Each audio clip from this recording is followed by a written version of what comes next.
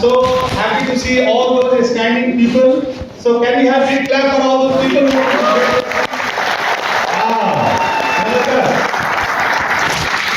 तो मैं बताऊं कि हम लोग भी ऐसे ही खड़े रहते थे, या तो जगह मिलता नहीं था या एक्साइटमेंट में खड़े रहते थे।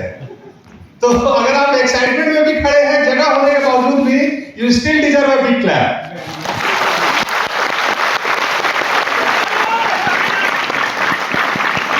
So we are Anuj and Pratima. अब इसमें तो किसी को डाउट नहीं हुआ कौन अनुज है कौन प्रतिमा है। Okay okay okay.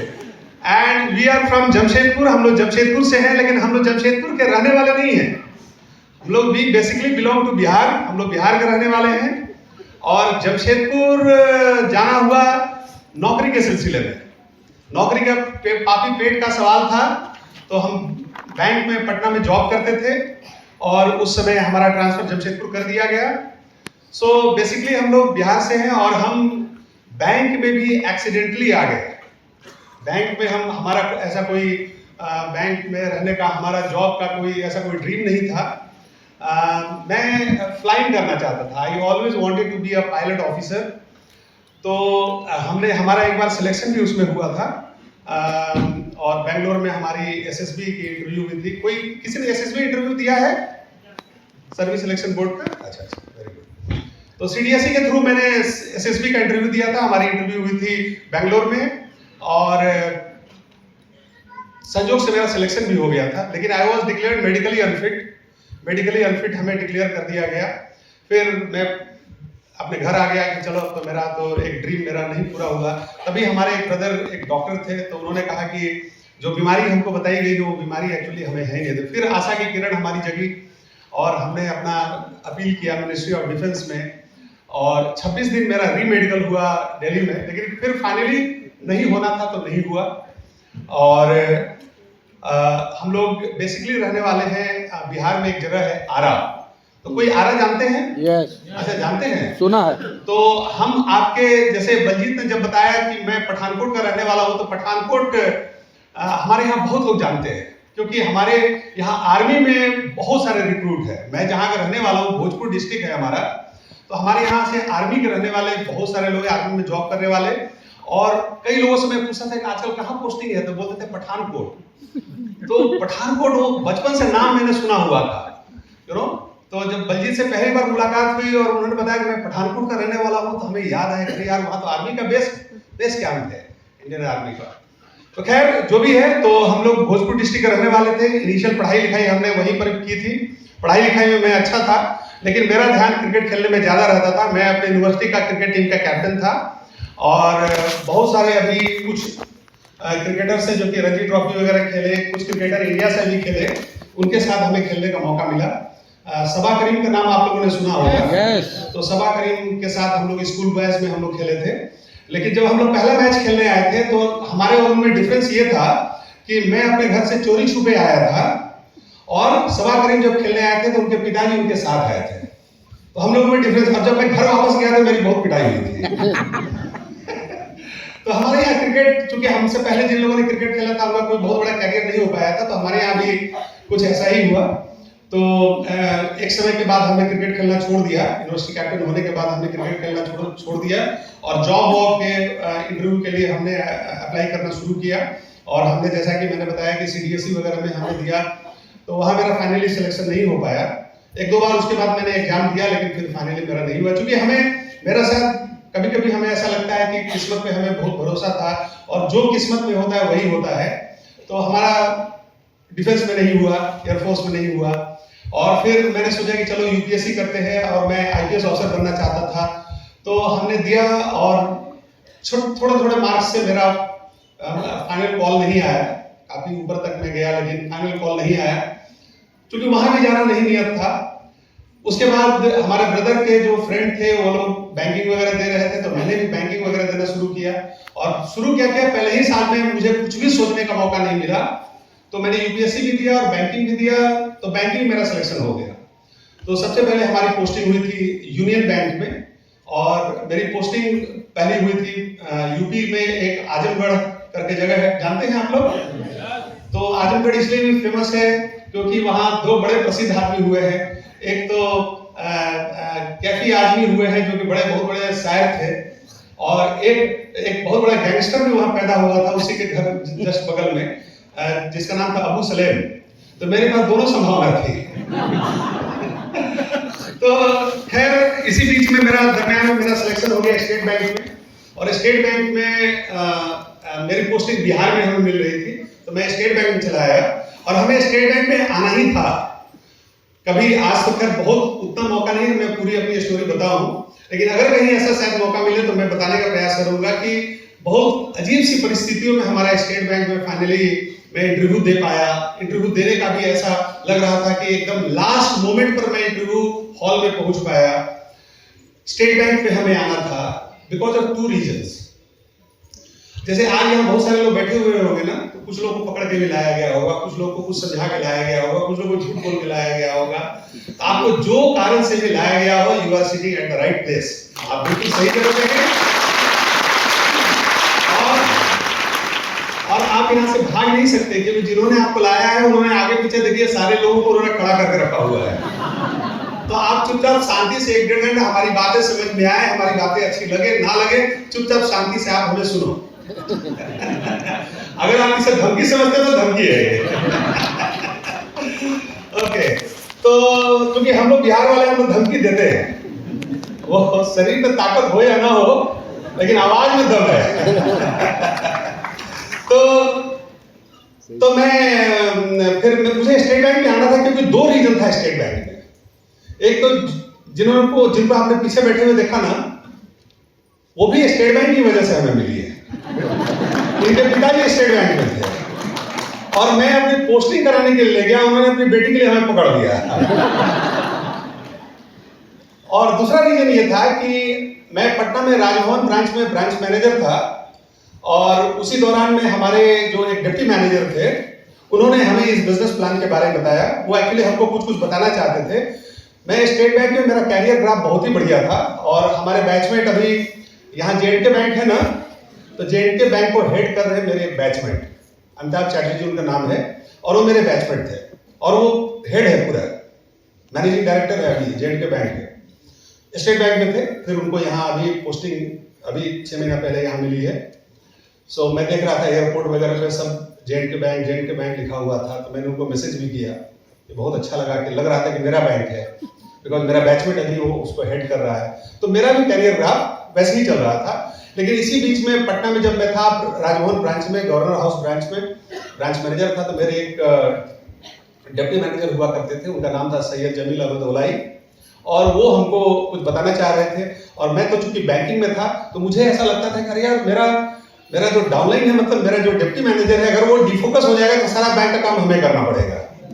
जो कि हम लोग अभी भी सोचते हैं ना कि मेरा कोई डाउनलाइन डिफोकस ना हो जाए, कोई और काम में ना लग जाए। तो मैं भी यही सोचता था कि वो बैंकिंग में है तो बैंकिंग ही उनको अच्छे ढंग से करना चाहिए। Why he is looking after anything else, क्यों कुछ और चीज पर वो ध्यान दे रहे हैं। और वो क्या थे कि बताने का प्रयास, सर एक बिजनेस है। मैं बोलता देखिए ये पेंडिंग है, वो पेंडिंग है, आप जाकर सारा काम करिए। अच्छा, वो बेचारे फिर चले जाते थे। और उस समय मैं ऐसा नहीं था, उस समय मेरी ड्रूपिंग मुस्टैचेस थी, बड़ी बड़ी मूछें थी हमारी, और वो बेचारे जैसे ही चैम्बर में आते थे मेरा चेहरा लेकर वो वापस चले जाते थे कि नहीं अभी इसका मूड ठीक नहीं है, अभी कुछ बात करने लायक नहीं है। फिर एक दिन सैटरडे का दिन था, तो मैंने कहा कि ओलई साहब आप क्या बताना चाह रहे थे। बड़े अच्छे आदमी थे, 5 टाइम के बेचारे नमाज पढ़ते थे, बड़े अच्छे आदमी थे, और इस वजह से भी अच्छे थे कि मेरे एब्सेंस में बैंक का सारा काम निपटा देते थे बड़ी ईमानदारी से। तो उन्होंने कहा कि ये बिजनेस है, ऐसे हल्का फुल्का उन्होंने कुछ हमें रूपरेखा बताई। तो हमारे यहाँ एक चीज है कि कुछ समझ में आए या ना आए, अगर कोई चीज मिल रही है तो उसको पहले ले लेने का। मेरी एक दादी, अब तो नहीं है, दादी थी हमारी, वो बहुत बढ़िया बात बोलती थी कि आपके यहाँ जो पहला रिश्ता है उसी को हाँ कर दो, क्या पता दूसरा आए कि ना आए।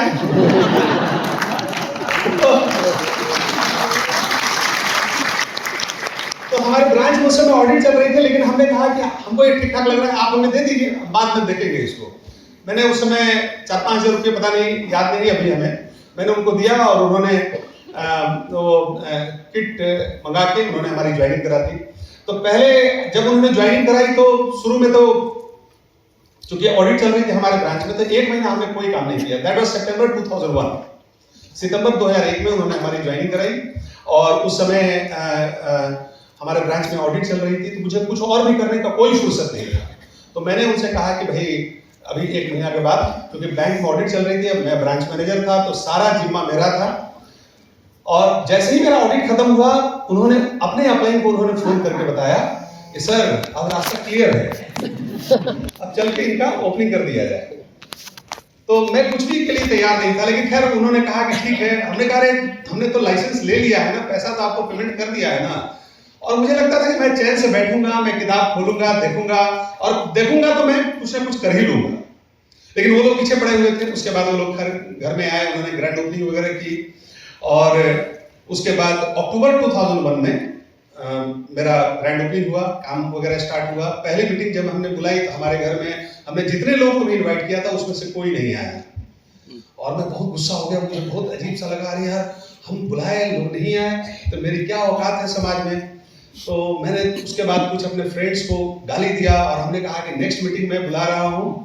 और उस समय कुछ लोग डिफरेंट प्लेसेस से, कुछ लोग ट्रेन से चल के, कुछ गाड़ियों से चल के, उन्होंने इस बार मैटर को सीरियसली लिया। उन्होंने कहा नहीं बहुत सीरियसली बुला रहा है। वो लोग आए और हमारे घर में एक होम मीटिंग हुई। तो हमारे घर में जब होम मीटिंग हो रही थी तो थोड़ा थोड़ा प्रोडक्ट वगैरह यूज किया, हमने जानकारी लिया कि कैसे कैसे लोग इस बिजनेस से जुड़े हुए हैं। तो हमें लाइफ में बड़ा अफसोस होता था कि चलो हम तो पायलट नहीं बन पाए, फिर यूपीएससी नहीं कर पाए, तो चलो ठीक है बैंकिंग में जॉब कर रहे हैं। तो जब हमने देखा कि बड़े क्वालिफाइड लोग इस बिजनेस से जुड़े हुए हैं, तो हमने कहा कि मुझे इसको सीरियसली देखना चाहिए। और हमने सीरियसली देखना शुरू किया। हमने देखा कि बड़े बड़े लोग इंडिया से आईआईटी करके, यूएस के टॉप यूनिवर्सिटी से एमबीए करने के बाद इस बिजनेस से जुड़े हुए हैं। नासा के साइंटिस्ट इस बिजनेस को कर रहे हैं। सिटी बैंक के वाइस प्रेसिडेंट उस समय थे कुलीन देसाई, वो इस बिजनेस को बिल्ड कर रहे थे। तो ये देख के हमें लगा कि this is something very very serious. और हम लोगों ने उस बिजनेस को सीरियसली करना के बारे में सोचना शुरू किया, और भी जानकारियां हम लोगों ने ली। और हमारे घर में जब दूसरी जो होम मीटिंग हुई, उस समय तक मैं काफी हद तक मैं थोड़ा सा सीरियस हो गया था। और जो व्यक्ति प्लान दिखा रहे थे इतना स्लो प्लान दिखा रहे थे कि मेरा पल्पिटेशन बढ़ रहा था, मेरा बीपी बढ़ रहा था। हमने कहा कि यार मैं तो इतना मेहनत से लोग आए हैं, ये आदमी इतना स्लो प्लान दिखाएगा तो पता चला कि भाग जाएगा दर्शक। तो हमने अपने चिट बढ़ाया एक और अपलाइन को कि आप रेडी रहिएगा। और मैं प्लान के बीच में उठा। हमने कहा कि मेरे जो अपलाइन अभी तक प्लान दिखा रहे थे, बहुत जबरदस्त प्लान दिखा रहे थे, इनके लिए तालियां। लेकिन अब आगे का प्लान टेक ओवर करेंगे। आप उठिए जी, आप यहाँ कुछ नहीं मालूम है कि अपलाइन सबमिशन क्या होता है, अपलाइन का रिस्पेक्ट क्या होता है। ये लग रहा था कि मेरा नुकसान हो जाएगा। और हमने कहा कि आप उठिए, आप आकर प्लान दिखाओ। And I was into the business for only 10-15 days. खैर जो भी हुआ, लेकिन हम लोगों ने एक बहुत जबरदस्त स्टार्ट किया। अक्टूबर महीने में हम लोगों ने बैंक का लंच का टाइम छोड़ के, बैंक के ऑफिस का टाइम भी छोड़ के हम लोगों ने काम करना शुरू कर दिया। जब लिया तो धुआंधार हम लोगों ने काम शुरू कर दिया। और पहले महीने में हम लोगों ने तकरीबन 22 ज्वाइनिंग हम लोगों ने निकाली और 1400-1500 पीवी पे हम लोगों ने लॉक किया। सेकेंड मंथ में भी यही सिलसिला जारी रहा। सेकेंड मंथ में हम लोगों ने 36 आदमी को ज्वाइन कराया और 3200-3300 पीवी पे हम लोगों ने लॉक किया।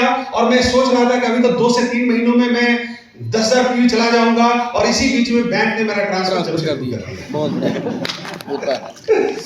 तो देखिए विधि का विधान है। हमें ऐसा लगता था कि भगवान आप मेरे साथ ऐसा क्यों कर रहे हैं, लेकिन भगवान ने कहा कि अरे तुमको मालूम नहीं है, तुम्हारी जिंदगी बदलने वाली है। तुम जमशेदपुर जाओ, तुम वहां से क्राउन जाने वाले हो। और बैंक ने पटना से उठा के मुझे जमशेदपुर भेज दिया। Jamshedpur was a totally new place for me. मैं आज तक वहां गया नहीं था। और मैं जिस आदमी से ही बात करता था, वो आदमी ऐसे ही बात करता था जैसे कि ये बिजनेस नहीं हो, कोई महामारी हो। यहाँ ये तो एमए आया था तो चला गया, जैसे कोई हैजा हो, कॉलरा हो। बड़ा अजीब सा बात है। लोग बोलते थे कि अरे भाई ये तो ये बिजनेस, अगर एमए बिजनेस कर रहा है तो यहाँ से ट्रांसफर ले लो। हम कह रहे तो मैं ट्रांसफर लेकर यहाँ आया हूँ, अब यहाँ से ट्रांसफर लेकर मैं कहाँ जाऊँ।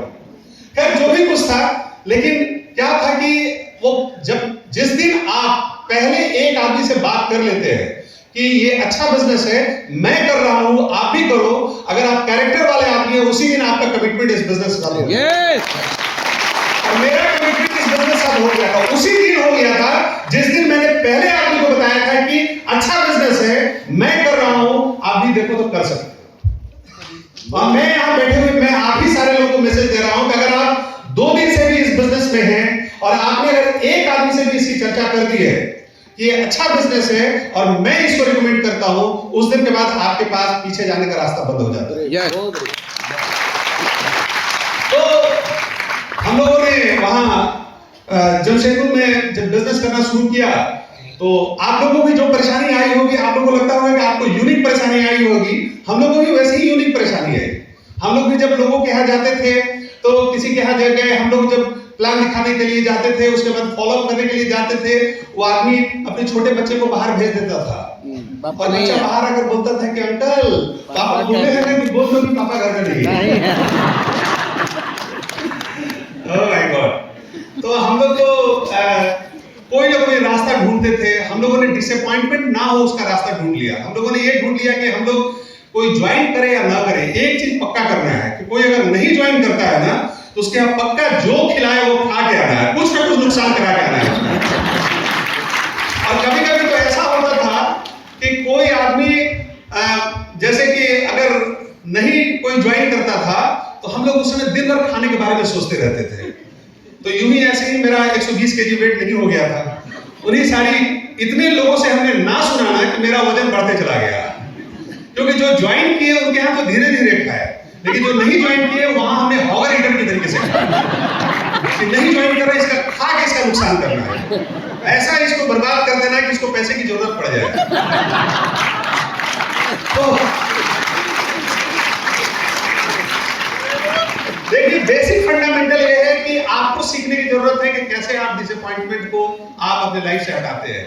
हम लोगों ने कभी भी अपने जॉब के चैलेंज के बारे में, अपने फैमिली के चैलेंज के बारे में कभी भी हम लोगों ने कोई अपलाइन से हम लोगों ने कोई चर्चा नहीं की, यू नो, क्योंकि अगर हम जाकर अपने अपलाइन को बोलते कि बॉस हमारे तो 2 बच्चे हैं, मैं क्या करूं, तो अपलाइन बोलता है मैं क्या करूं, मेरे तो 4 बच्चे हैं। तो चौबे गए छब्बे होने दुबे बन गया है। मैं तो गया था पॉजिटिविटी लेने के लिए, कोई नेगेटिविटी दे देगा। तो ये बिजनेस को हम लोगों ने अपना बिजनेस समझा और कभी भी कोई अपनी समस्याओं को लेकर हम लोग कहीं नहीं गए। और इस बिजनेस को कैरी फॉरवर्ड करने के लिए हम लोग हीरा मोती 2 बैल की तरीके से हम लोग जुटे हुए थे। और दूसरी हमारी जो पीछे बैठी हुई है प्रतिमा जी, वो भी आएंगे, लेकिन ऐसे नहीं आएंगे, आप एक जबरदस्त क्लैप करके तो आएंगे।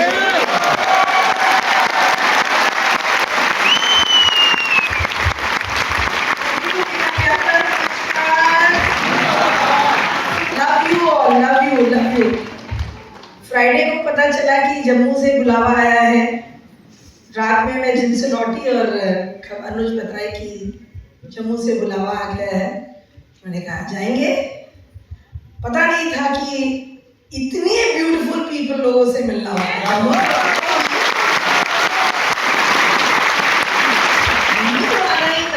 यहाँ पर अमन और बलजीत हैं। अभी हम लोग कितना मस्ती करके लौटे हैं, इतना मस्ती किया है, अभी तक हमारा वो लंदन वाला खुमार उतरा नहीं है। अभी तो कितना 13 को तो अभी हम लोग लौटे ही हैं। And we are again meeting. This is such a beautiful business. But मैं पहले अपने बारे में बताने से पहले आप सबों के बारे में थोड़ा बात कर लूँ कि आज क्या घर में बना है, नहीं बना है, किसको आपने बच्चे अपने सौंप के आए हैं कि भाई मैं 2-3 घंटे के लिए जा रही हूँ, क्या घर में रिश्तेदार आए हैं, क्या तबीयत खराब है, क्या परेशानी, सब भूल जाइए। आज एकदम ड्रीम वर्ल्ड में जाते हैं। आज एक एक वर्ड अनुज की और मेरी हम ऐसे थ्योरेटिकली नहीं बताएंगे, बातों बातों में बताएंगे और आप सबों के रीजंस को क्लियर करना है आप लोगों को सुन करके। आपकी क्या प्रॉब्लम्स हैं, क्या ड्रीम्स हैं, क्या चाहिए, आप यहाँ पे क्यों बैठे हुए हैं, ये आज आपको क्लियर हो जाएगा।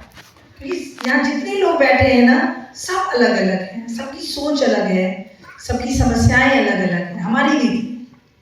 But one thing is guaranteed, I am so happy from bottom of my heart कि जिसकी लेडी लीडर इतनी एक्साइटेड है, the way she welcomed me in the green room, मैं आपको बता नहीं सकती हूँ कि you all are God's child और आप बने ही हैं हमें बिल्ड करने के लिए। मैं आपको सच बता रही हूँ, आप सब ये जो ब्यूटीफुल बटरफ्लाईज हैं, आपकी वाइफ्स हैं, मैं आपको सच बता रही हूँ, जितने लोग कपल्स में आज आए हैं ना, आप सब समझ लीजिए कि क्या घर में खिटपिट चलता है, डजंट मैटर, बट आप सबकी पत्नियां, they all are beautiful butterflies, और वो ड्रीमर्स हैं। और मैं मेल के बारे में नहीं जानती, वो अनुज जानते हैं, बट मैं एक चीज जानती हूँ कि इन 25 सालों में मेरे बिलीफ को कभी गलत किसी ने साबित नहीं किया कि वुमेन आर ड्रीम टैंक्स।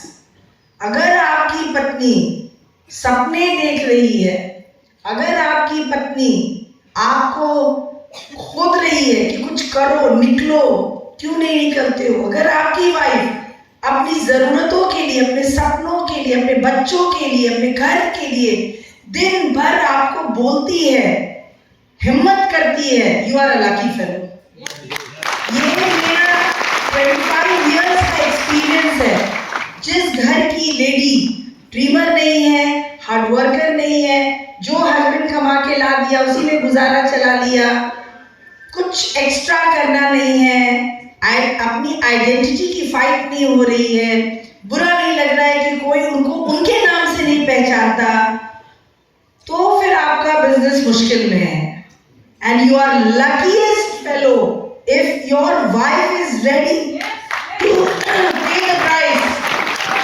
अगर आपकी पत्नी रात में आपके ऑफिस से आने से पहले तैयार है कि मैं रेडी हूँ, रात का खाना तैयार है, नाश्ता मैंने पैक कर लिया है, चलो निकलते हैं, बच्चे मैनेज्ड हैं, एग्जाम से यार 40% पास करेंगे, 50% पास करेंगे, क्या करना है, कौन सा 10th का +2 का एग्जाम है, कौन सा यूपीएससी का एग्जाम है, क्या फर्क पड़ता है। मैं कॉन्वेंट की पढ़ी हुई हूँ। जब शादी किया तो मात्र मैं 22 साल की थी।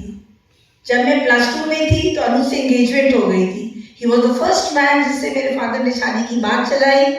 शादी हो गई, एंगेजमेंट हुआ। एंगेजमेंट के बाद मेरे फादर इन लॉ डॉक्टर थे।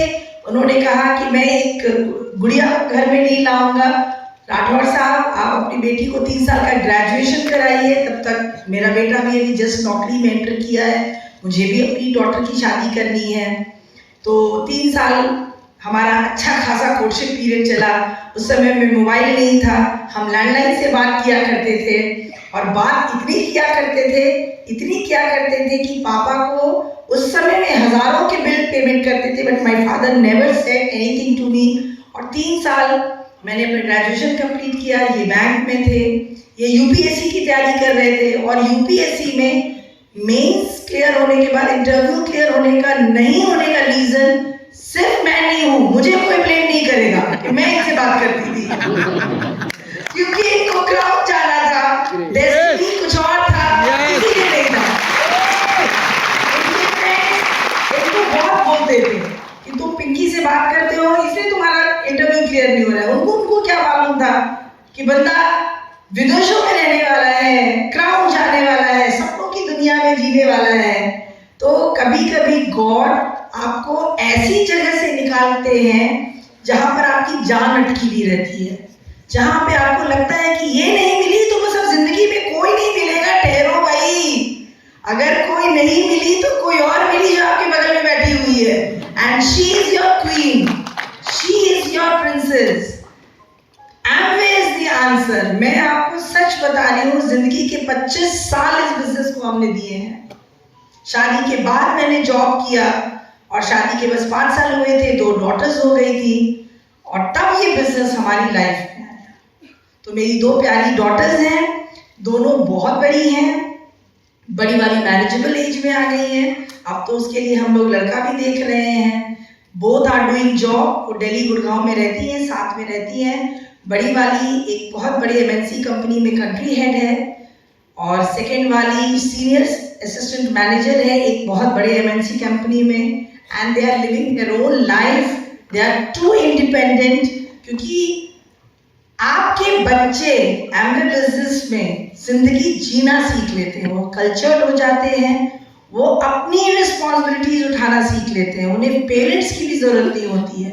जो एमवे बिजनेस में नहीं है ना, जो आप बाहर के पेरेंट्स को देखेंगे, वो दिन भर अपने बच्चों को बोलते हैं एग्जाम्स है, पढ़ाई कर लो, अंधेरा हो गया, खेलने मत जाओ। मैं क्या करती, मैं 9 to 7 का जॉब करती थी। 8 to 12 ओ क्लॉक, उस समय लेट नाइट बिजनेस करने का कल्चर था। मैं अनुज आते थे 7:30-8 बजे तक, क्योंकि इनकी पोस्टिंग हमेशा डिफिकल्ट रहती थी। और जब ये आते थे उतनी देर में मैं बच्चों को रेडी करके, और बच्चे भी कितने छोटे, जब इस बिजनेस को ज्वाइन किया था 2000 में छोटी वाली का बर्थ है, और 2001 सितंबर में हमने बिजनेस ज्वाइन किया। तो आप सोच सकते हैं कि अभी मेरी छोटी वाली डॉटर का एज क्या होगा। शी लगभग वो अपनी 24 साल कंप्लीट कर चुकी है, 25 साल में एंटर, 25 साल कंप्लीट कर चुकी है। This August she will be 25 years old. And इस बिजनेस को हम कर रहे हैं, और दोनों अच्छे से पढ़ाई करती थी। घर में कोई भी पेरेंट्स नहीं रहते थे, ना इन लॉज रहते थे, ना मेरे पेरेंट्स रहते थे। मेड आती थी, मैं दिन भर ऑफिस में रहती थी, और ऑफिस से आती थी, फिर शाम में बिजनेस के लिए निकल जाती थी, कभी बच्चों को ले करके, कभी बच्चों को घर में अकेले छोड़ करके, क्योंकि 24 आवर्स की मेड नहीं थी, वो टाइमर मेड थी। तो बच्चे वैसे ही अब बड़े हुए कि अब मम्मा आई है, अब मम्मा स्पीड में खाना बनाएगी, मम्मा भी स्पीड में हम लोगों को रेडी करेगी, मम्मा भी सारे इंस्ट्रक्शंस देगी, और फिर मम्मा होमवर्क कंप्लीट करवा देगी, पापा आके मम्मा निकल जाएगी, और हमारा टीवी टाइम शुरू होगा। तो वी वर द कपल कि हमने एमवे के हर अप्स एंड लोज को एंजॉय किया, और हमारे बच्चे भी हर अप्स एंड लोज को एंजॉय किया। मम्मा के जाते एक फास्ट फूड होटल से आएगा, रेस्टोरेंट से आएगा, हमको बर्गर मिलेगा खाने के लिए, हमको नूडल्स मिलेगा खाने के लिए, और हम टीवी टाइम हमारा होगा, और हम डांस करेंगे, हम ड्राइंग करेंगे। और जब मैं काम बिजनेस का काम खत्म करके घर लौटती थी तो देखती थी कभी एक दीवार पे एक पेंटिंग बनी हुई है, छोटी वाली मेरे साड़ी को, मेरे दुपट्टे को लेके डांस कर रही है। कभी भूखे प्यासे टीवी चल रहा है, वो सो गई, मैं उनको बाहर से लॉक करके जाया करती थी। That was the struggle time. मैं हंस के कह रही हूँ, but there was a struggle time. दो डॉटर, 3 साल का गया, घर में कोई नहीं, मदर 9 to 7 का जॉब करती है, 7 to 12 ओ क्लॉक का बिजनेस करती है। तो आप सोच लीजिए कि मैं अपने बच्चों को कितना ही समय दे पाती हूँ। बट बिकॉज ऑफ सैमवे कल्चर हम सब के बच्चे सेफ हैं, क्योंकि हमारे घर में कौन आता है? हमारे घर में आते हैं हमारे अपलाइन, हमारे घर में आते हैं हमारे डाउनलाइन, हमारे घर में आते हैं हमारे प्रॉस्पेक्ट गेस्ट, जिनसे हम कभी भी नेगेटिव बातें नहीं करते, हम हमेशा अच्छी बातें करते हैं, उनके प्रोग्रेस की बातें करते हैं। हमारे अपलाइन आते हैं तो हमारे प्रोग्रेस की बातें करते हैं। तो आप सोच लीजिए कि हमारे बच्चे वही सुनते हैं, और वही सुनते सुनते सुनते वो आपको हीरो मानने लगते हैं। आप एज अ पेरेंट अपने बच्चों के हीरो होते हैं। आपको ये समझना पड़ेगा कि ये business is not only about money, और एमवे बिजनेस सिर्फ फॉरेन ट्रिप नहीं है, सिर्फ पैसा नहीं है। एमवे एक ऐसा जीनी है जिसको आप रगड़ते हैं ना, तो आप जैसा जैसा जिंदगी अपना प्लान करना चाहते हैं, जैसी जिंदगी चाहते हैं, जो चीजें जिंदगी से चाहते हैं, वो सब मिलता है। मैं इसलिए कह सकती हूँ क्योंकि मैंने इस बिजनेस में अपनी जवानी दी है, हम अभी एज कर रहे हैं इस बिजनेस के साथ, और बिलीव मी, मैं दिल से बोल रही हूँ आप सबको, मैंने जो जैसा चाहा, जो जैसा चाहा, वैसे मेरे बच्चे बने, वैसा मेरा बिजनेस मिला। मैं जिस जगह पे जाना चाहती थी वो जगह पे मैं गई। मैं जैसी लाइफस्टाइल चाहती थी, क्योंकि जब बिजनेस ज्वाइन किया था तो बट ऑफ कोर्स 24-25 साल पहले पैसा तो बट ऑफ कोर्स वो दिमाग में नहीं था, क्योंकि दोनों को हैंडसम सैलरी मिलती थी। हम एक एलीट क्लास में ऑलरेडी रहते थे, 5 स्टार होटल्स में रहते थे, जाते थे, जब घूमने जाते थे तो हमको घूमने का पैसा मिलता था, हमको सर्वेंट्स को पैसा पे करने के लिए पैसा मिलता था, हम बंगलोज में रहा करते थे। हमारे लिए उस समय के हिसाब से पैसा was not the reason, only reason. But आज अगर आप कहेंगे ना, तो but of course money was one of the reason, क्योंकि अगर मुझे पैसों की जरूरत नहीं होती, अगर मेरे घर को पैसे की जरूरत, आप समझिए मैं क्या कहना चाह रही हूँ। हम अक्सर धुंध में जीते हैं, दुनिया को तो बोलते हैं कि नहीं, ये तो शौक से मैं जॉब कर रही हूँ, because I cleared in competition. No, मेरे घर को पैसे की जरूरत थी, यस तभी मैं 9 से 7 की नौकरी करती थी। यस यस अपने गोद के बच्चों को छोड़ करके वो स्कूल से आते थे, मैं ऑफिस से आती थी, उनको खाना खिलाती थी, वापस कार लेके भागती थी, उनको ट्यूशन टीचर के पास एक्स्ट्रा पैसा दे करके उनको 2 घंटे उनके पास। I don't know how I manage, because मेरे फोकस में था कि मुझे एमबीए में डायमंड एंड बियॉन्ड जाना है, मुझे अपनी जिंदगी बदलनी है, मुझे अपने बच्चों के पास दोपहर में रहना है, मुझे उनके साथ दोपहर का लंच करना है, मुझे अपने बच्चों को बड़ा होते हुए देखना है। The moment we locked our embroidership, मैंने अपना जॉब रिजाइन कर दिया। तो सरकारी नौकरी मैंने सिर्फ 11 साल किया, शादी के 5 साल जॉब, फिर बिजनेस आया, फिर जॉब एंड बिजनेस के साथ टोटल मिला के मैंने 11 साल नौकरी की और टाटा बाय बाय किया।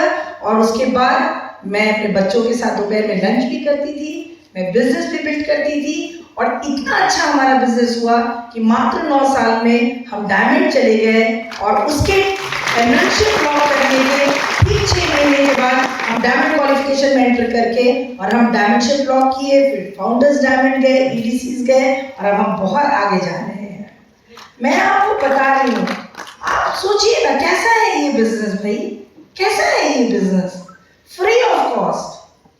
अभी लंदन जो हम गए थे ना, तो जितने पाउंड्स लेकर के गए थे उसका 20% ज्यादा पाउंड्स लेकर के आए। क्या मतलब पॉकेट में हाथ डालने की जरूरत ही नहीं है, हम बिजनेस क्लास में सो करके जाते हैं। और ऐसे 50 से भी ज्यादा कंट्रीज हम घूम चुके हैं, पिछले 15 सालों से हम VIP घूम रहे हैं, डायमंड इनविटेशन ट्रिप घूम रहे हैं, 50 से भी ज्यादा कंट्री और प्लेसेस हम घूम चुके हैं फ्री ऑफ कॉस्ट। पैसे देने की जरूरत छोड़ दीजिए, पॉकेट में हाथ नहीं आपको कंपनी डालने देती है। और डायमंड ट्रिप तो मैं तो अपने आप को जब डायमंड इनविटेशन ट्रिप में जाती हूँ तो नीता अंबानी के बराबर पाती हूँ। यस नीता अंबानी को भी ना ऐसी ट्रिप नहीं मिलती होगी जैसी ट्रिप हमको और आपको मिलती है।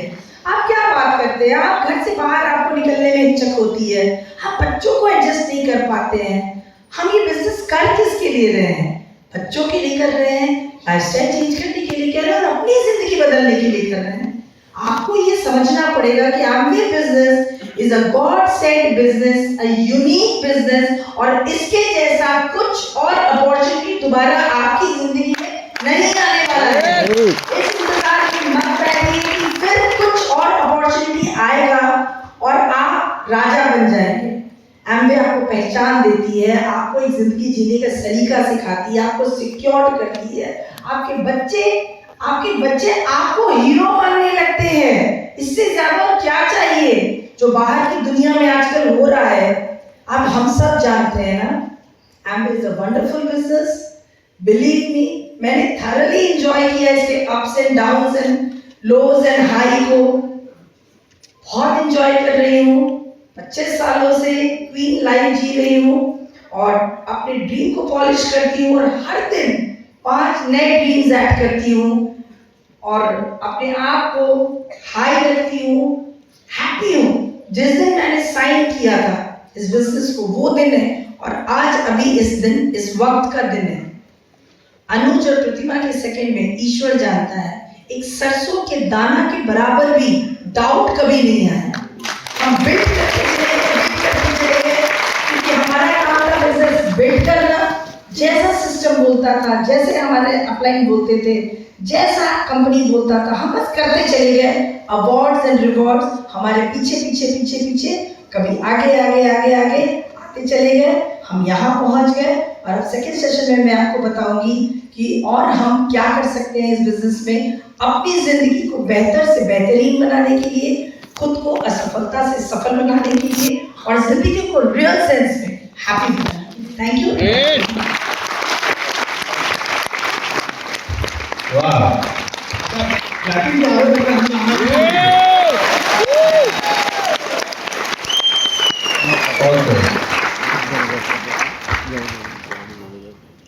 अच्छा, उन्होंने भी सिर्फ एक ही लड़का देखा, हमने भी सिर्फ एक ही लड़की देखी। कई लोग 10 लड़कियों को देखते हैं और तब डिसाइड करते हैं, कई लड़कियां 10 लड़कों को देखती है तब डिसाइड करती है, यू नो।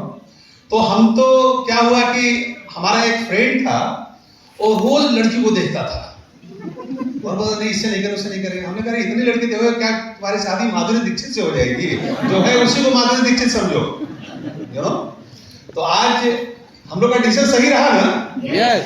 चलिए बाकी लोग डाउट। ओके हम लोग थोड़ा सा देखिए, हम लोग लाइट हार्टेड मैनर में बहुत सारी बातों को करेंगे, आपको बहुत सारी चीजें लाइट लगेगी, यू नो।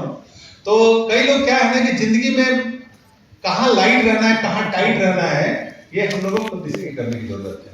हम लोग रिलेशनशिप में बहुत ही लाइट रहते हैं, हम लोग खूब हंसते गाते। आज कितना अच्छा लगा, आई थी बलजीत जी की अमन आई थी, और हम लोग बड़े आज मजा आ गया। आज फानी भाई से और भाभी जी से आज मुलाकात हुई। हम लोग कितना फॉरेन ट्रिप में हम लोग हमेशा साथ में रहते हैं, और एमपी भाई हमारे बड़े अच्छे बड़े भाई जैसे है हमारे लिए, और हम लोग हमेशा से उनसे इतना हम लोग को सीखने का हम लोग को मौका मिलता है। So I am so lucky to have Phani भाई एंड भाभी जी हियर। हम जब वहाँ से चल रहे थे तो मैंने वाइफ को बताया कि वो भी जम्मू में ही है, चलो उनसे भी अच्छी मुलाकात हो जाएगी।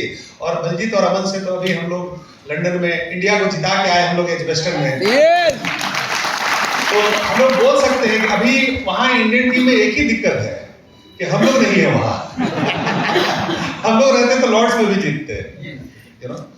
देखिए हम लोग दोनों जॉब करते थे, तो आपको क्या लगता है क्या हम लोग दोनों में, ये कैनरा बैंक में थी मैं स्टेट बैंक में था, आप एक नौकरी में भी तो गुजारा कर सकते थे ना। लेकिन हम लोगों ने इन दोनों जॉब में होने के बावजूद why we thought about extra income, जो इन्होंने बताया ना कि घर में एक्स्ट्रा पैसों की जरूरत थी, क्योंकि सपने बड़े थे। कई लोगों का काम चल रहा है, एक इनकम में काम चल रहा है, सपना है ही नहीं। कई लोगों ने प्रॉमिस कर दिया अपनी पत्नी से कि हाँ चलो हम भी एमबीए ज्वाइन करते हैं। आपने भी प्रॉमिस किया होगा, बच्चों से प्रॉमिस कर दिया, और चलो तुमको हम फॉरेन ट्रिप लेकर जाएंगे। प्रॉमिस तो कर दिया, लेकिन फिर घर से निकल नहीं रहे हैं, घर में बैठे हुए हैं। तो घर में बैठे रहने से तो सपने पूरे नहीं होंगे ना। आपकी पत्नी आपको बहुत आशान्वित नजरों से देख रही है, आपके बच्चे आपको आशान्वित नजरों से देख रहे हैं कि पापा हम लोग कब फॉरेन जाएंगे, पापा आप कब डायमंड जाएंगे। एमवे बहुत सारे बच्चों के साथ ट्रिप देती है। आज बलजीत और अमन के बच्चे भी हमारे साथ कई फॉरेन ट्रिप में हमारे साथ रहे, यू नो। तो आप ये समझिए कि आपके पास अगर आपने ड्रीम किसी को दिखाए हैं तो उनको पूरा करने की भी रिस्पॉन्सिबिलिटी आप ही की है। यस। आपने अपने परिवार में सपनों को बुना है। आप अकेले बिजनेस नहीं ज्वाइन किए हैं, आपके परिवार ने बिजनेस को ज्वाइन किया है, यू नो। और कई लोग ये बोलते हैं, कई बार क्या है ना कि हम लोग इतने मिडिल क्लास में हैं, मैं तो बैंक में था, मैंने देखा है लोगों को कि हमें पैसों की समझ नहीं होती है। पैसों की जरूरत है लेकिन समझ नहीं है, यू नो। एक बड़ा बढ़िया मैंने कहीं लाइन पढ़ा था कि प्रिय मैं तुम्हारे बिना जिंदा नहीं रह सकता हूं, ऐसा सिर्फ आप पैसे के बारे में बोल सकते हैं। पत्नी पति के बिना जिंदा रह जाती है, पति पत्नी के बिना जिंदा रह जाता है, लेकिन पति हो या पत्नी हो, पैसे के बिना कोई जिंदा नहीं रह सकता। तो हमारे और आपके लाइफ में अगर सबसे इंपॉर्टेंट कोई चीज है ना, तो वो पैसा है। हाँ ये है कि आपने उसको साइडलाइन करके रखा हुआ है, यू नो, क्योंकि हम मेहनत नहीं कर पा रहे हैं, हम बाहर नहीं निकल पा रहे हैं, हम काम नहीं कर रहे हैं। देखिए एक व्हाट्सएप पे एक क्लिप आया था बहुत पहले, 4-5 साल पहले। उसमें स्टेफी ग्राफ एक टेनिस प्लेयर है, कितने लोग नाम जानते हैं स्टेफी ग्राफ? Yes. जानते हैं सब। यूएस की टेनिस प्लेयर थी, बहुत सारे विंबलडन जीते हैं उसने, यूएस ओपन जीते हैं। तो उसका एक क्लिप आया था, वो टेनिस खेल रही है और क्राउड में से किसी ने पूछा, Steffi will you marry me? Yes yes yes. किसी ने सुना है वो क्लिप ना? यस। जानते हैं स्टेफी का क्या जवाब था कि how much money you have? या कितना पैसा है तेरे पास? स्टेफी ग्राफ ने उस आदमी का चेहरा नहीं देखा, स्टेफी ग्राफ ने ये नहीं देखा वो आदमी लंबा है, छोटा है, नाटा है, मोटा है, गोरा है, काला है। उसने सिर्फ एक लाइन पूछा, टेनिस ऐसे उठाया और बोला कि कितना पैसा है तेरे पास, you know. That is the importance of money. जो बड़े टेनिस स्टार हैं उसको भी एक सिक्योरिटी चाहिए, एक ऐसा मर्द चाहिए जिसके पास पैसा हो। देखिए हमारे यहाँ कहा जाता है, एक कहावत कही जाती है कि औरत शान करती है अपने मर्द पे और मर्द शान करता है अपने पर्स पे। जिस मर्द के पास पैसा नहीं है वो आदमी बहुत गरीब नजर आता है, वो आदमी बहुत बदसूरत नजर आता है। आपके पास पैसा होता है, आप खूबसूरत हो जाते हैं, स्मार्ट हो जाते हैं, हैंडसम हो जाते हैं, कोई फर्क नहीं पड़ता है कि आपकी पर्सनैलिटी क्या है। People look for money in your pocket. बड़े बड़े फुटबॉलर हैं, बड़े बड़े बॉक्सर्स हैं, they get married to beautiful heroines। बहुत बड़ी बड़ी हीरोइन से शादी करते हैं, क्यों? क्योंकि उनके पास पैसा है। दुनिया की सबसे बड़ी क्वालिफिकेशन आपका पैसा है, यू नो। और पैसे के इंपॉर्टेंस के बारे में हम समझ नहीं पाते हैं।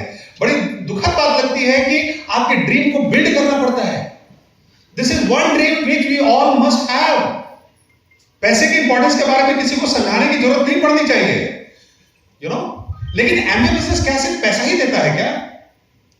अगर पैसा देता तो मैच में खेल के हम लोग इतने, मैच को देख के हम लोग इतने खुश क्यों हो जाते हैं?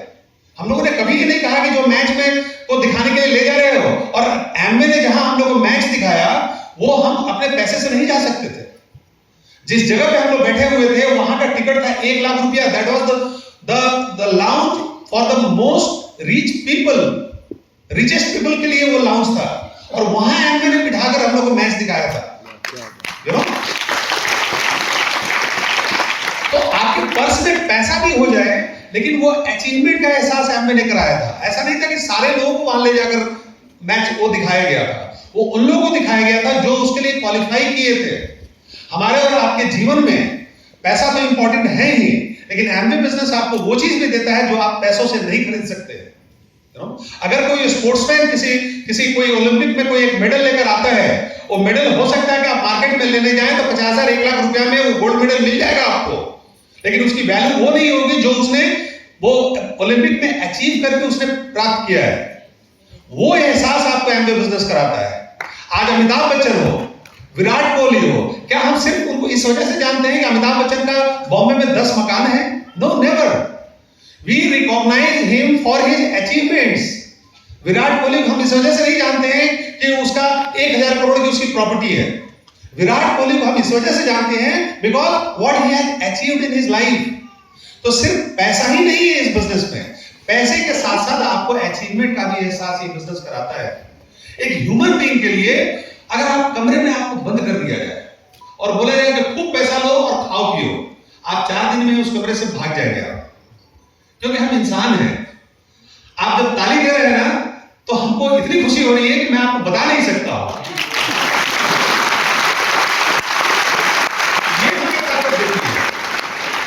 एप्रिसिएशन के बारे में कहा जाता है कि man dies for it, a child cries for it.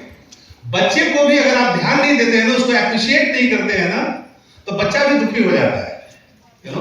बच्चा भी तब खुश हो जाता है जब आप उसको एप्रिशिएट करते हैं। बच्चों को एप्रिशिएट करते करते हम लोग चलना सिखाते हैं। जब बच्चा चलता है, गिरता है, चलता है, गिरता है, हम ताली बजाते हैं और बोलते हैं yes you can do it, yes you can do it, yes you can do it. और जब बच्चा चलना सीख जाता है तो उसको अपने इस अचीवमेंट पर खुशी होती है और वो खुशी को वो इजहार करता है, यू नो। तो ये अचीवमेंट का एहसास भी आपको एमबीए बिजनेस कराती है, यू नो। जिनके सपने छोटे हुए होते हैं ना, वो इस बिजनेस को बहुत जल्दी छोड़ देते हैं। जिनके सपने छोटे होते हैं उनके पास पेशेंस नहीं होता है, जिनके सपने बड़े होते हैं उनके पास बहुत पेशेंस होता है। और एमबीए बिजनेस पेशेंस और ड्रीमर्स लोगों का बिजनेस है, यू नो।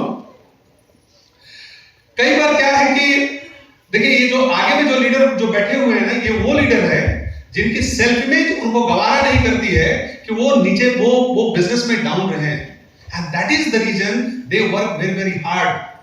आज बहुत सारे हमें एमरल्ड और फाउंडर एमरल्ड से हमारी मुलाकात हुई और वो दे आर शाइनिंग ब्राइट, और ऐसा लग रहा था कि वो अचीवमेंट के लिए कुछ करना चाहते हैं, कुछ बड़ा करना चाहते हैं, you know, and they were getting ready for that.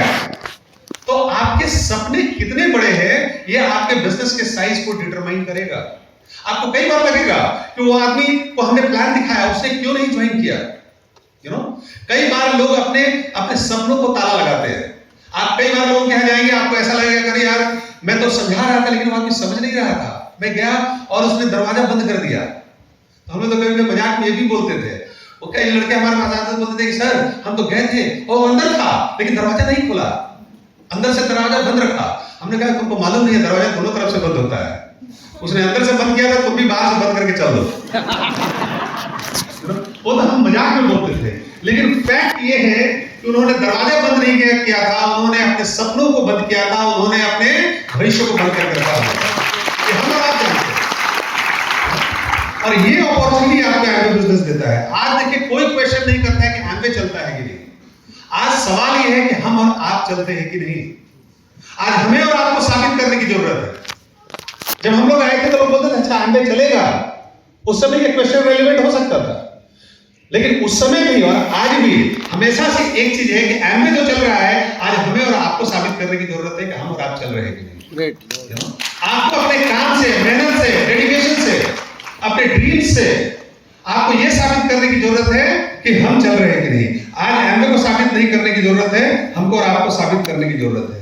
आज हम लोग को आप एक फिनिश प्रोडक्ट के रूप में देखते हैं, लेकिन हम लोग ऐसे नहीं थे। हम भी बहुत जिद्दी आदमी थे, किसी के सुनते नहीं थे। यू नो, इतनी पढ़ाई कर ली थी हमने कि हमें किसी आदमी की बातें रेलेवेंट नहीं लगती थी। इवन एमए में भी आए थे तो शुरू में किसी की बातें हमें अच्छी नहीं लगती थी, बिकॉज मैं मैथमेटिक्स में मैंने एमएससी किया है, बैंक में भी सीनियर ओहदे पे मैं था, मैंने यूपीएससी वगैरह का भी अच्छे पोजीशन तक बताया उन्होंने, हम लोग गए थे, हमने डिफेंस के भी एग्जाम्स को दिया था। हमने जब एग्जाम देना शुरू किया था तो पहले ही साल में हमने 7 एग्जाम्स को हमने क्लियर कर लिया था। तो वो चीज जो है, जब आपकी उस समय की जो हमारी अचीवमेंट थी वो हमें अलाउ नहीं करती थी कि मुझे किसी के सबमिशन में रहना है। हमें इनिशियली सबमिशन की दिक्कत होती थी, हमें लोगों की बातों को सुनने में हमें भी तकलीफ होती थी, हमें भी अपने जॉब के टाइम को मैनेज करने में दिक्कत होती थी, हमें भी अपने बच्चों को मैनेज करने में दिक्कत होती थी। यू नो, हमें भी तकलीफ होती थी कि हम ऑफिस से आते थे, भाग के आते थे और नीचे ही रहते थे। ये 1 घंटा पहले आ जाती थी, घर में सब खाना वाना बना के ये नीचे उतर जाती थी और हम लोग फिर निकल जाते थे। रात में 12-1 बजे तक काम करते थे, फिर सुबह 7 बजे से जग के लोगों को एसटीपी सिखाते थे। मेरी पोस्टिंग हमेशा बाहर प्लेसेस में रही थी, लेकिन ये चॉइस तो हमारे पास था ना, मैं या तो ये करूं या पूरी जिंदगी मैं बैंक में बिताऊं। तो हमारे सपने बहुत बड़े थे, हमें सपने दिखा दिए गए थे कि कैसे यूएस में एक बड़े पोजीशन पे रहने वाला व्यक्ति इस बिजनेस को आखिर क्यों कर रहा है। यू नो, आप यहां से जब वापस आएंगे तो ये जरूर सोचिएगा कि आज अनुज प्रतिमा ने इस बिजनेस को क्यों किया। यू नो, हम लोग ठीक ठाक अचीवमेंट वाले लोग थे, दोनों की हमारी जॉब थी, बैंक में सीनियर पोजीशन पे हम लोग थे। आज हम भी रहते तो किसी बैंक के हम मैनेजिंग डायरेक्टर रहते या चेयरमैन रहते। यू नो, लेकिन हमें एक 4 दीवारी के अंदर की जिंदगी पसंद नहीं थी। मेरा नेचर ऐसा था कि हमें अच्छा लगता था कि मैंने कहा ना कि जब हम यहाँ आए और आपने हमारे लिए क्लैपिंग किया, हमको अच्छा लगा। यू नो, हमें अच्छा लगता था, आउटडोर की चीजें अच्छी लगती थी। बलजीत और हमने कितना मजा किया जब हम लोग स्टेडियम में क्रिकेट मैच हम लोग देख रहे थे।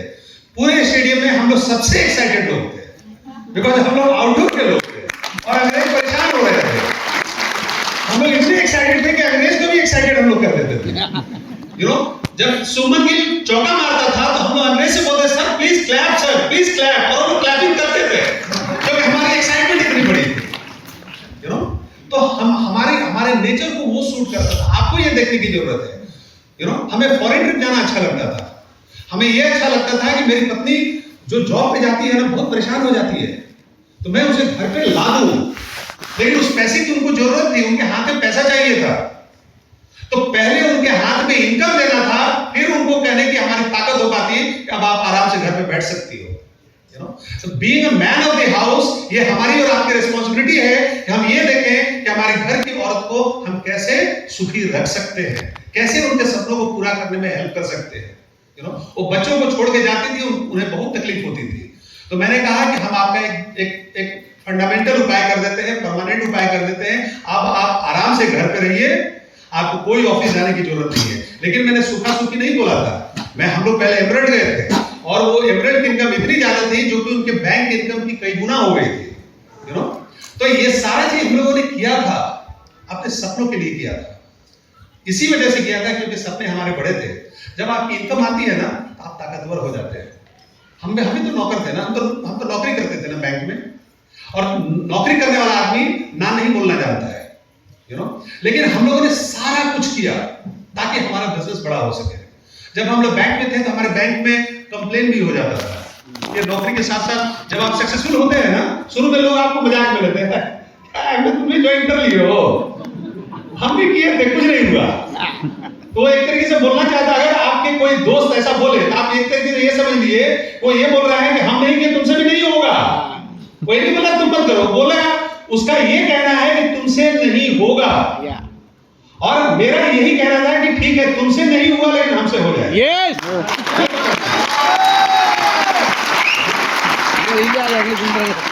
और जब आप नौकरी में होते हैं तो नौकरी का डर होता है, आप नौकरी में शौक से काम नहीं करते, डर के मारे काम करते हैं।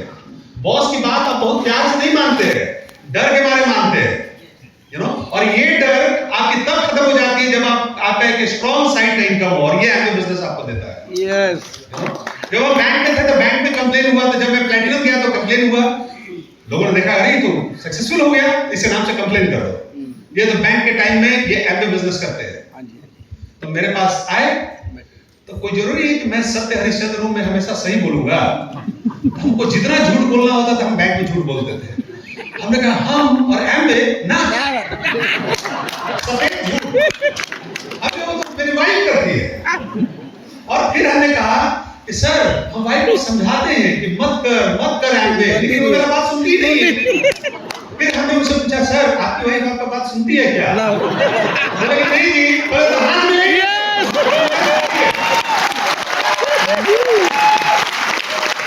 कहां खड़े हो चक्कर में, कोई नहीं टक्कर में, आपके टक्कर में कोई नहीं आ सकता है।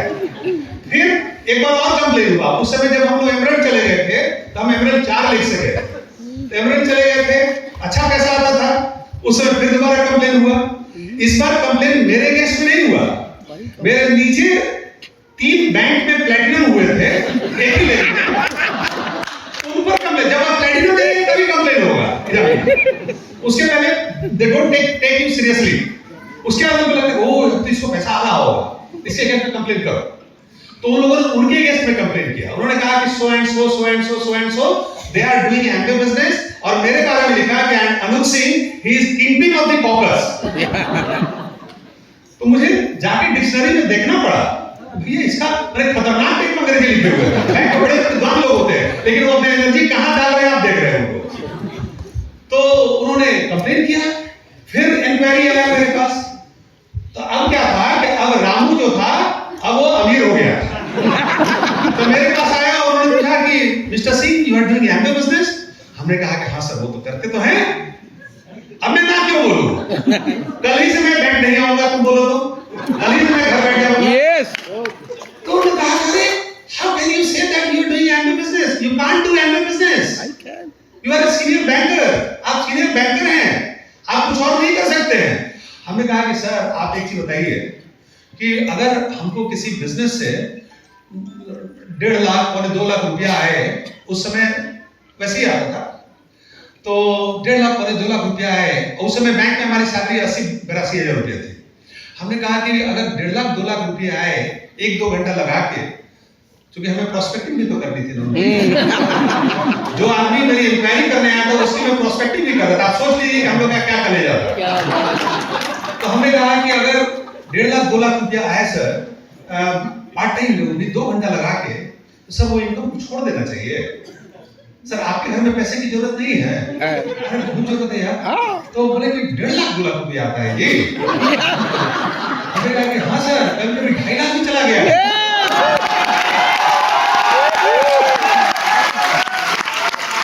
तो उन्होंने कहा कि छोड़ दी कंप्लेन। ये बताओ मेरे घर पे चाय पीने का